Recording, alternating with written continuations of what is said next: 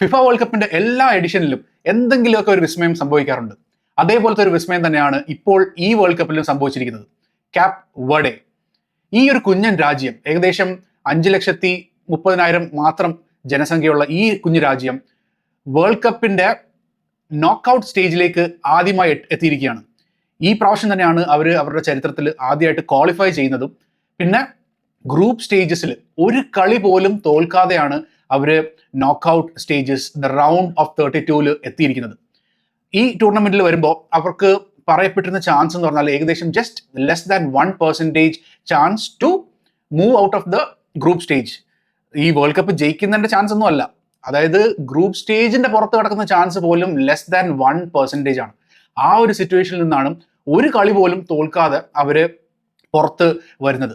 അവരുടെ ഗ്രൂപ്പിൽ ഉണ്ടായിരുന്ന ടീംസ് എന്നൊക്കെ പറഞ്ഞാൽ Spain, Uruguay and Saudi Arabia.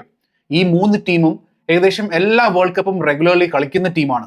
And എടുത്തു പറയേണ്ടതെന്ന് പറഞ്ഞാൽ സ്പെയിൻ എന്ന് പറഞ്ഞാൽ ചാമ്പ്യൻ ആകാനായിട്ട് ഏകദേശം ബുക്കീസിന്റെ ടോപ്പ് ലിസ്റ്റിൽ തന്നെ ഉള്ള ഒരു മെഗാ ടീം. ആ ടീമിനെതിരെ അവര് ഡ്രോ പിടിക്കുന്നു 0-0.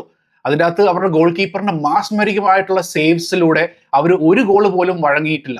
സാധാരണ സ്പെയിനുമായിട്ടൊക്കെ കളിക്കുമ്പോൾ ഈ കുഞ്ഞൻ ടീമിനെതിരെ സ്പെയിൻ എപ്പോഴും അവരിലേക്ക് ഒരു 3-4 ഗോളിന്റെ ഒരു ഡിഫറൻസിൽ തന്നെ എപ്പോഴും ജയിക്കാറുണ്ട്. സോ ഈ ഒരു ഗെയിമിൻ്റെ അകത്തും അത് തന്നെയായിരുന്നു പ്രതീക്ഷിച്ചത്. പക്ഷെ അത് നടന്നില്ല. ഗോൾ കീപ്പർ എന്ന് പറഞ്ഞാൽ മരിച്ചു കടന്ന് സേവ് ചെയ്ത് ആ കളി 0-0 എന്ന നിലയിൽ എത്തിക്കുന്നു. സോ ഫസ്റ്റ് ഗെയിം അല്ലേ, അപ്പം എല്ലാവർക്കും ഒരു അത്ഭുതം കണക്ക് മാത്രമേ അത് കണ്ടിട്ടുള്ളൂ. Okay, once in a time ഒരു സംഭവിച്ചൊരു കാര്യമായിട്ടുള്ള ഒരു മാത്രമായിട്ടാണ്. പിന്നെ നടക്കുന്നത് വെച്ചാൽ ഉറുഗ്വേയായിട്ടുള്ള ഗെയിം. ഉറുഗ്വേയിട്ടും ഇത് കണക്ക് 2 ഗോള് അടിച്ച് ഉറുഗ്വേ നിൽക്കുന്നു, തിരിച്ച് 2 ഗോള് കൊടുത്ത് അവിടെയും സമനിലയിൽ എത്തിക്കുന്നു. ഓക്കെ, പക്ഷെ അപ്പോഴും ആൾക്കാരുടെ പ്രതീക്ഷ എന്ന് പറഞ്ഞാൽ 2 out of 2 തോറ്റിട്ടില്ല, 2 പോയിന്റ് മാത്രമായിട്ട് നിൽക്കുന്നു. അപ്പം അതിന്റെ പുറത്തേക്കുള്ള സാധ്യതകളും ഒന്നും അവിടെ ഇല്ല. പിന്നെ നടക്കുന്നത് വെച്ചാൽ ഇന്നത്തെ ഗെയിമിൽ സൗദി അറേബ്യക്കെതിരെയും വീണ്ടും ഒരു സമനില. സൗദി അറേബ്യക്ക് ഒരു ഗോൾ അടിക്കാനായിട്ട് അനുവദിച്ചിട്ടില്ല, ഇവർക്കും ഗോൾ അടിച്ചതുമില്ല. So draw match.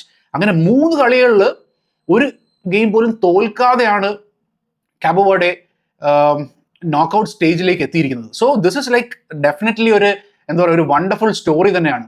നമ്മൾ ആരും പ്രതീക്ഷിക്കാത്ത ഈ ഒരു കുഞ്ഞു രാജ്യം ഈ ഒരു നോക്കൌട്ട് സ്റ്റേജിലേക്ക് എത്തുക എന്ന് പറയുന്നത് that is like history made. പോപ്പുലേഷന്റെ കാര്യം പറയുമ്പോൾ നമുക്ക് എടുത്ത് പറയേണ്ട ഒരു കാര്യം എന്ന് വെച്ചാൽ നമ്മുടെ സ്വന്തം കൺട്രി ഇന്ത്യ, 140 കോടി ആൾക്കാരുള്ള നമ്മുടെ ഈ കൺട്രിയിൽ ഒരു ഫുട്ബോൾ ടീമിനെ സെറ്റ് ചെയ്ത് വേൾഡ് കപ്പിലേക്ക് അയക്കാനായിട്ട് പറ്റുന്നില്ല എന്ന് പറയുമ്പോൾ അത് വലിയ നാണക്കേട് തന്നെയാണ്. അതേപോലെ തന്നെയാണ് ചൈനയും.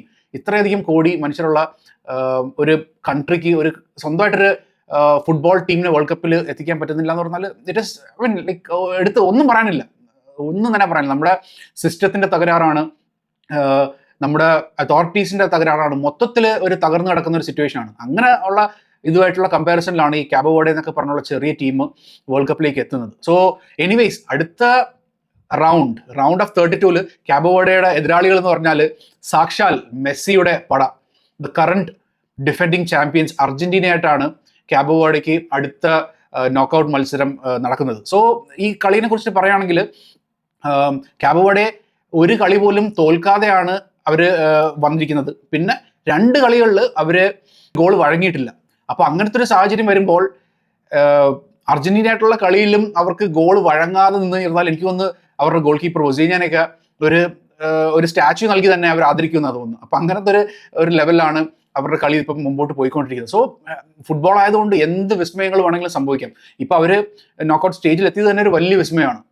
അതിന്റെ കൂടെ ഇനി അടുത്ത റൗണ്ടിൽ അർജന്റീനനെ ഒന്ന് പേടിപ്പിക്കാനായിട്ട് പറ്റിക്കഴിഞ്ഞാൽ തന്നെ അത് അവരുടെ വലിയൊരു വിജയം തന്നെയായിരിക്കും. ഇപ്പൊ അഥവാ തോറ്റാൽ പോലും കുഴപ്പമില്ല, പക്ഷെ അർജന്റീന ഒന്ന് പേടിപ്പിച്ച് വിടാനായിട്ട് അവർക്ക് പറ്റുവാണെങ്കിൽ definitely that would be considered as a victory. അവരുടെ കൺട്രിയിൽ തന്നെ അതൊരു ആഘോഷത്തിന്റെ കാര്യമായിട്ട് മാറുമെന്നുള്ള കാര്യം ഡെഫിനറ്റ് ആണ്. ആദ്യ വേൾഡ് കപ്പിന് എത്തിയിട്ട് ഒരു കളി പോലും തോൽക്കാതെ ഗ്രൂപ്പ് സ്റ്റേജ് കടന്ന് നോക്കൌട്ട് സ്റ്റേജസിൽ എത്തിയിട്ടുള്ള ടീമുകൾ എന്ന് പറഞ്ഞാൽ വളരെ കുറവാണ്. ഏകദേശം 5-6 ടീമുകൾ മാത്രമേ അങ്ങനെ ഒരു കടന്നിട്ടുള്ളൂ എന്നുള്ള പറയുമ്പോൾ നമുക്ക് കാബോ വെർഡെനെ എത്ര പ്രശംസിച്ചാലും മതി വരില്ല. നമ്മുടെ കൊച്ചു കേരളത്തിലെ ഏതെങ്കിലും ഒരു കുഞ്ഞ് ഡിസ്ട്രിക്റ്റിന്റെ അത്രയും ഉള്ള ആൾക്കാർ മാത്രം അടങ്ങുന്നതാണ് ഈ ഒരു കൺട്രി കാബോ വെർഡെ എന്ന് പറഞ്ഞത്. അപ്പം അങ്ങനത്തെ ഒരു കൺട്രിയിൽ നിന്ന് ഈ ഒരു ടീം വരുന്നു, വേൾഡ് കപ്പിൽ ഗ്രൂപ്പ് സ്റ്റേജ് കടന്ന് ഇത്രയും ലെവലിലേക്ക് എത്താൻ പറ്റിയിട്ടുണ്ടെങ്കിൽ അത് അവരുടെ വിജയവുമാണ്, നമ്മുടെ ഫുട്ബോളിന്റെ വിജയം തന്നെയാണ്. ഗ്രൗണ്ടിൽ ഓടിക്കളിച്ച് തളരാതെ ഓടി 90 മിനിറ്റും ഒരു 100% അല്ലെങ്കിൽ അതിൽ കൂടുതൽ പെർസെൻറ്റേജ് എഫേർട്ട് എടുത്ത് കളിക്കാൻ പറ്റിക്കഴിഞ്ഞിരുന്നാൽ ഏതൊരു ടീമിനും അത്ഭുതങ്ങൾ സൃഷ്ടിക്കാനായിട്ട് സാധിക്കും. അത് തന്നെയാണ് ഈ ടീമും കാണിച്ചിട്ടുള്ളത്. So football has won today. അത് തന്നെ എനിക്ക് പറയാനായിട്ടുള്ളൂ. സോ എന്താ നിങ്ങളുടെ അഭിപ്രായം? കാബോ വെർഡെ എന്ന് പറഞ്ഞ ഈ ഒരു കൊച്ചു ടീം അടുത്ത റൗണ്ടിൽ മെസ്സിയുടെ ചാമ്പ്യൻ ടീമിനെ ഒന്ന് പേടിപ്പിച്ച് വിടാനായിട്ട് സാധ്യതയുണ്ടോ? അതോ ഒരു അട്ടിമറി സംഭവിക്കാനായിട്ടും മെസ്സിനെയും ടീമിനെയും പുറത്താക്കാനായിട്ടുള്ള ഒരു കേപ്പബിലിറ്റി ഈ ടീമിനുണ്ടോ? എന്താ നിങ്ങൾക്ക് തോന്നുന്നത്? So kindly put that in the comment section. Okay, നമ്മുടെ വീഡിയോ വാച്ച് ചെയ്യുന്ന ആരെങ്കിലും ചാനൽ സബ്സ്ക്രൈബ് ചെയ്തിട്ടില്ലെങ്കിൽ please subscribe to the channel. പിന്നെ ഈ വീഡിയോയ്ക്ക് ഒരു ലൈക്കും കൂടെ തന്ന് സപ്പോർട്ട് ചെയ്യുക. Okay, so thank you so much for watching. Keep supporting. Take care. By.